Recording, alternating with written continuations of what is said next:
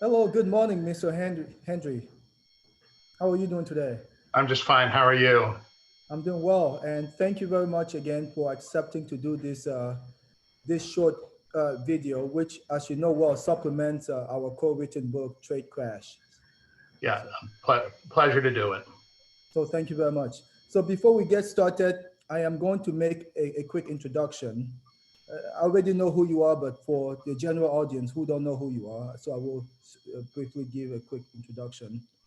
So Mr. Hendry is a retired vice chairman and chief legal officer for Colgate Palmolive, and he's had 40-year plus dealing with all aspects of international trade issues. We asked him to do a prologue of the book, which he kindly agreed to do so, and you can check out the prologue when you buy the book. And the long form of his introduction of his biography is in the book. So when you have time, please feel free to do so. And Mr. Hendry is also currently working on a cultural memoir, which will cover a lot of concerns that he has had over his experiences dealing with business issues. So thank you again, Mr. Hendry, and we can begin the interview. Well, thank you for the very nice introduction, and I was happy to help with the book. It's a great book, and hopefully people will find my little piece interesting, um, and glad I can help, and happy to answer any questions you want. Okay. In the book, you write that to have allowed globalization to force Americans to compete against foreign manufacturers running 19th century operations with no protection and to not have an adequate national transition plan was a mistake of colossal proportion. Now, what specifically could have been done to help with such transitions to try to avoid gutting the American industry?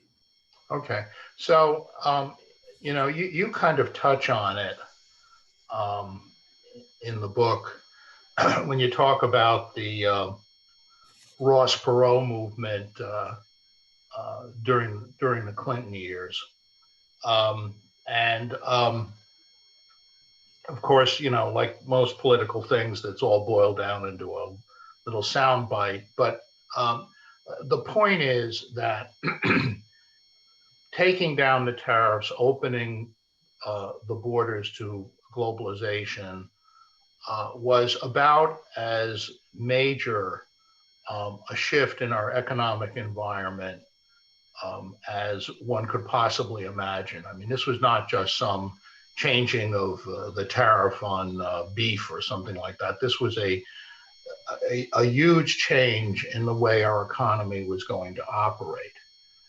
And it was inevitable that there were going to be winners and losers in that.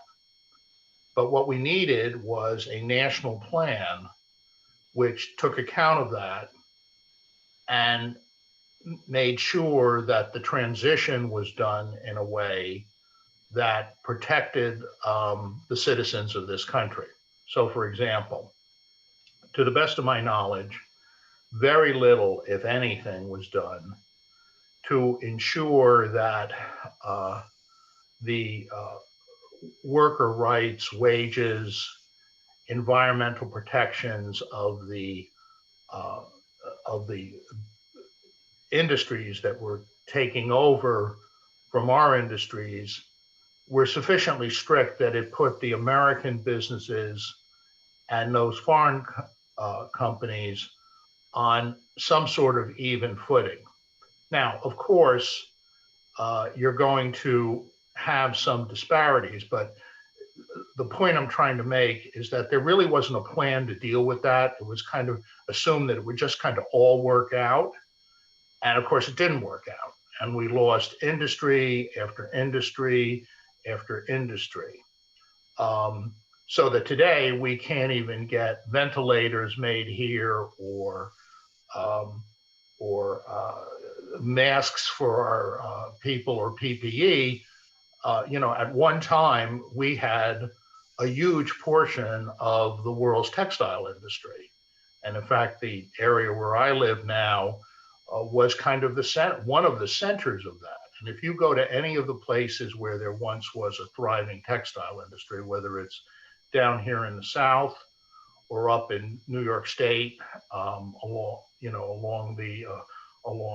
the interstate highway, you just see what happened. These places once were vibrant cities like Utica, New York, are now, they're coming back. But what are they coming back with? They try to do theater and sports and stuff like that. But they were places that were created by the huge industrial base of America. And nothing was done to make sure that when these doors were open, that there would be fair competition. So that's one thing. Secondly, there's no question that even if you had done that, there would be some dislocation.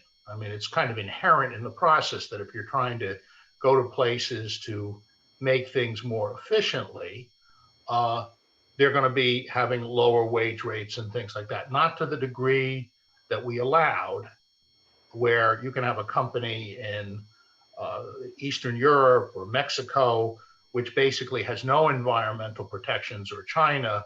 And meanwhile, you've got the EPA with a million rules for the American company. So we didn't do what we needed to do. But even if we had, there would have been some dislocation. But the trick there is to retrain your workforce. You know, even today, we have an enormous industrial base, but it has shifted from basic industries and manufacturing and farming to high tech and things like that. And that's fine, but you've got to help the people who have been dislocated by the events to deal with the new economy. We didn't do any of that. You know, I mean, today now we're starting to do a little of it here and there, but our education system just didn't come to the rescue of those people. And so they were just left to flounder.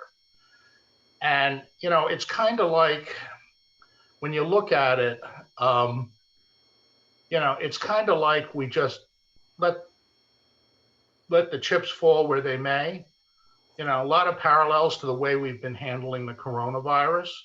You know, well, we'll let the governors do it, you know, no coordination or anything. So I do think that really, it would have been tough no matter what, okay? But if it had been done more gradually, if we had policed the situations in our trading partners to make sure that before we said, okay, our markets are open to you, that they were competing fairly. And I don't want to define what that means, but competing fairly. And to the extent that even with that, there was dislocation, you know, that we provided the backdrop to help those people, those industries, those regions that were affected by it, to make the adjustment. I mean, you know, you just have to look at what we call things today. So, you know, Ohio, parts of Michigan, parts of Indiana, things like that. We call it the Rust Belt. That wasn't the Rust Belt. That was what built America. And now it's the Rust Belt. Well, the reason it's the Rust Belt is we pulled the plug on it. And we shouldn't have done that.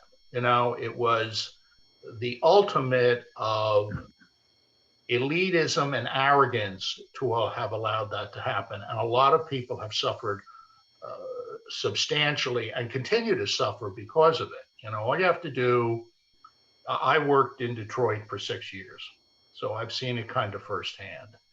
And it's terrible.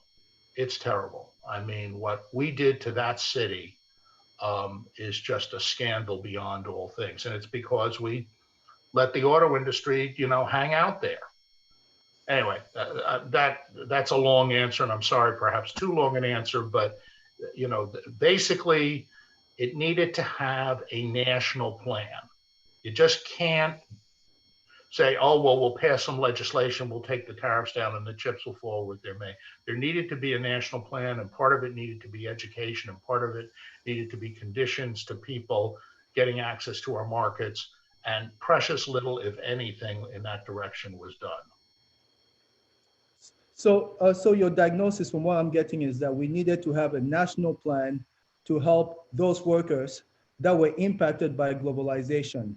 Now, in your powerful interview with Mike Pierce, you forcefully told the story of the impact on American families of the closing of Youngstown's sheet and tube company and the diminution of Warren Tube Company. Now, what happened to the workers laid off by this event? Well, of course, you don't know for sure, um, other than anecdotally. Um, they scattered, I think, to the winds. Youngstown today is a shadow of its former self. I mean, there was a time when Youngstown, Ohio was not some decrepit place racked by poverty and crime, but it was a vibrant middle class community like Detroit was at one time. And that's all gone. And the population of Toledo now is about 40% of what it was in 1970. So if you adjust for the fact that the country is almost twice the size, you're looking at a population of 20 or 30% on an adjusted basis to what it was. And it's one of the poorest places in the country. It's one of the highest crime places. So the people who could get out, the people like Mike, who were smart enough and skilled enough and educated enough to be able to move, did. And as you mentioned, you can read in the book, the life he's had has not been a bowl of cherries. It's been very rough, and he's just one of these people who will survive. But not everybody. I mean, you got to remember, he's a guy who got out of college and was put into management ranks in 2 years. He's the top of the heap. A lot of people didn't have that, and you can trace the crime, the drugs, the suicides. You can trace a lot of that stuff to this. I mean, put yourself in that position where all of a sudden you no longer have a job. You have no prospect for a job because that industry has kind of gone away, and it's the only thing you know. And think about how you would handle that with you and your family when you've got a wife and 3 kids. Yeah, I think it must have been very, very tough for Mike Pierce, but I'm glad to hear that at least he is doing quite well as we speak. Now, you mentioned 7 projects which you feel will be necessary for the revitalization of the American economy, such as ending agency theory and shareholder value management and prohibiting American corporations from reincorporating overseas. Can you comment on the relative priorities of these 7 steps? Which step would you recommend being, I guess, done first? Okay. If we So have a plan. I really don't agree that you need to prioritize them. We're in a very bad way right now, and we're going to have to do a lot of it, maybe not all of it, a lot of it at the same time. We are an enormous country. We have 350 million people. We have some of the best universities in the world. We have some of the biggest companies in the world that are capable of doing things. And if we can't walk and chew gum at one time to fix some of this stuff, um, it's only because of a lack of wanting to do it. And I do not think that the problem over the years has been lack of capability. It's been a lack of will. So, you'll have to wait for my book to get the plan. There will be a plan in there. And I don't pretend to, be an expert in a lot of these things. And there will be some things that might be great ideas and some that aren't great ideas. But they are all things worth considering. And I'll just outline kind of maybe some big buckets. All right. So the first bucket is we absolutely need structural reform in the government. Okay. Our government does not work anymore. It's as simple as that. And there's a lot of reasons for that. One is Citizens United. And, that basically politics in this country got taken over by money. And as a result, the type of people we have now in our legislature um, are the wrong kind of people. And now, of course, any generalization is unfair, and to the extent that there's some really wonderful senator or congressperson, I apologize and consider you an exception. But by and large, it is populated by people who are career politicians, and when they're not politicians, they're lobbyists. And what they do is they spend their time catering to special interests, to their political leadership, or whatever, because that's what they need to do to survive. They're not leaders, they don't have independent thoughts. And when you see constantly, time and time again, a block of Republicans voting one way and a block of Democrats voting the other way, there's something wrong. Those people were elected by the people of their states or district to go there and to fix problems, and they don't do that. They just sit there. I mean, you're probably aware of this, but in Washington, both the Republicans and the Democrats have a facility, and every relatively junior member of Congress is expected, under fear of not having support from their party, to go there and spend 20 hours a week raising money. I mean, it's just awful. So, so that we've got a very broken system, and it's because of no term limits. It's because of Citizens United. It's because of the seniority system.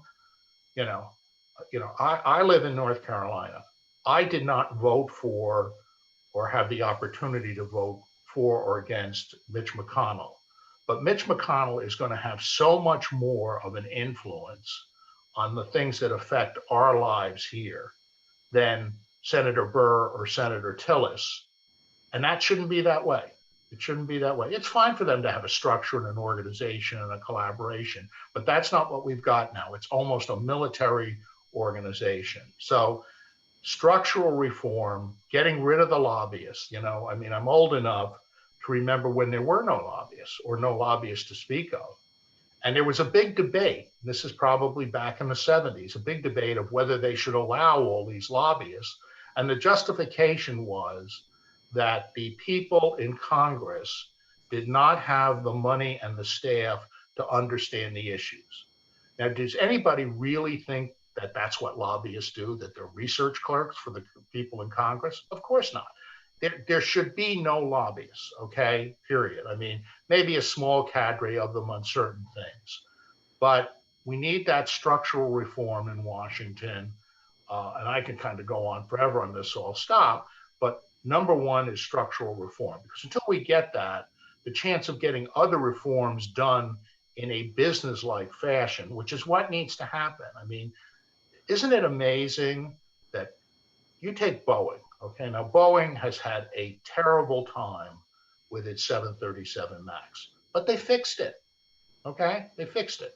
And the reason they fixed it is the way they approach problems in the corporate world. Flash over to Washington, and what you have is you have crisis, and you have hearings, and you have TV cameras, and all this other stuff, and nothing gets fixed. Our road system is a 1960s road system, I mean, and everybody's known that forever, right? So structural reform is number one.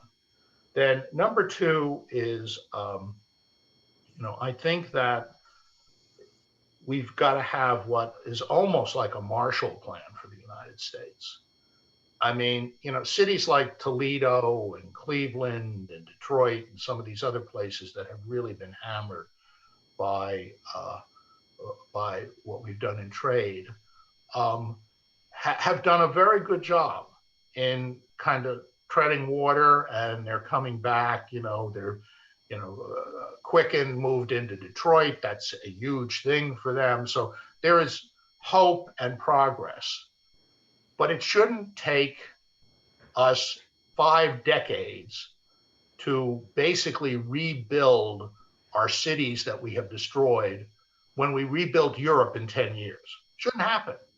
So we need that kind of effort and attention to it in order to fix it.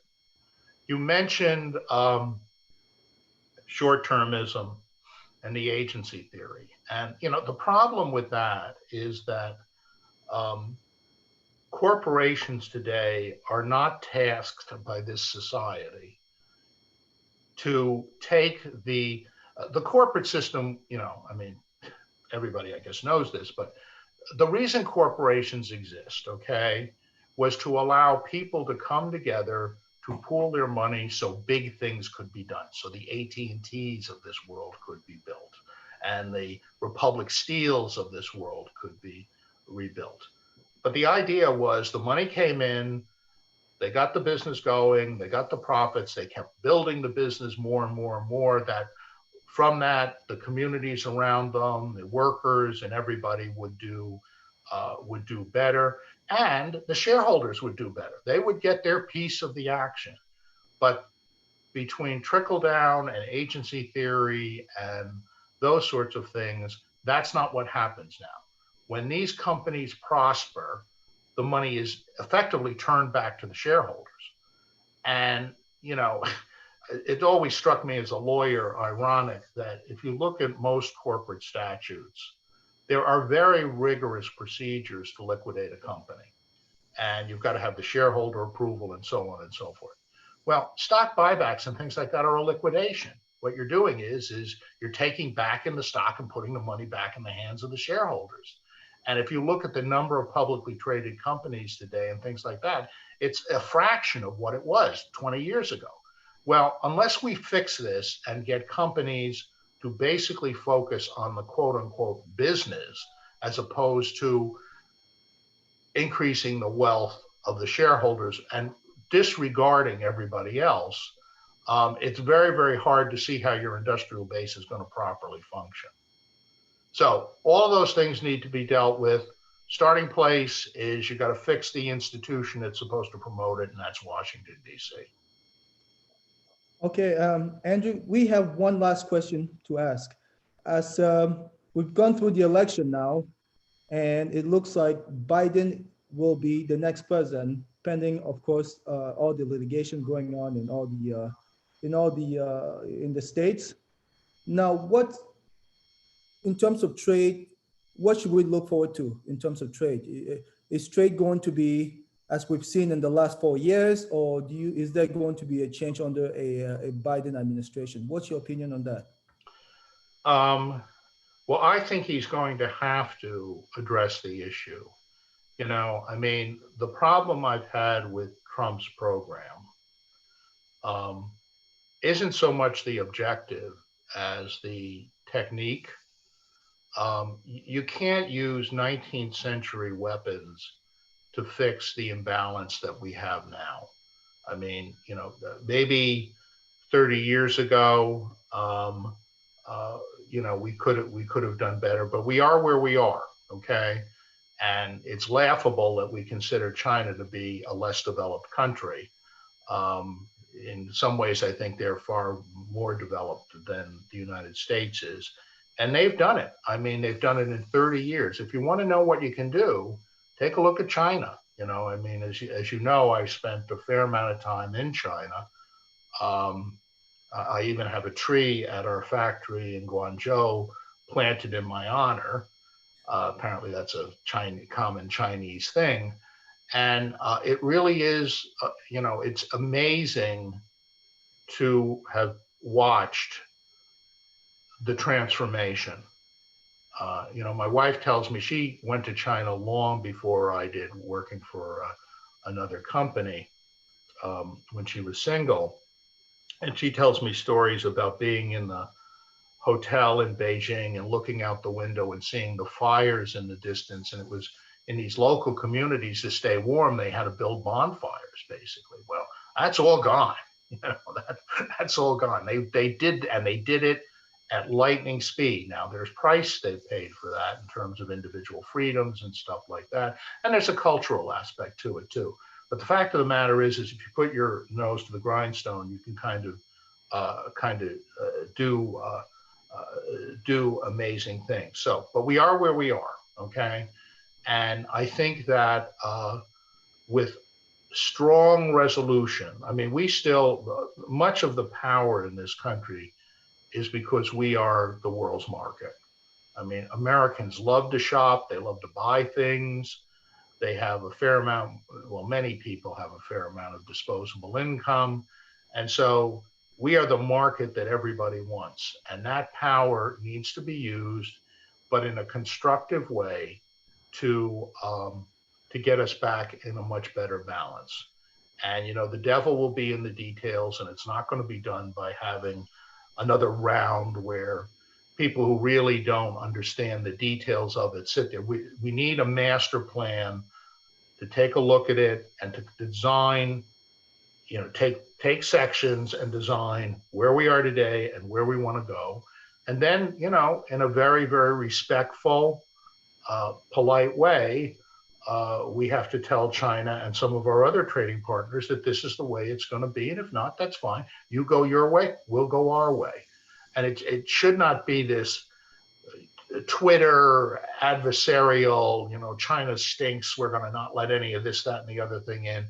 That, you know, I mean, those of you who have worked with the Chinese, you know, it's a very polite society. Saving face is very important in their culture. And you have to understand that's who you're dealing with.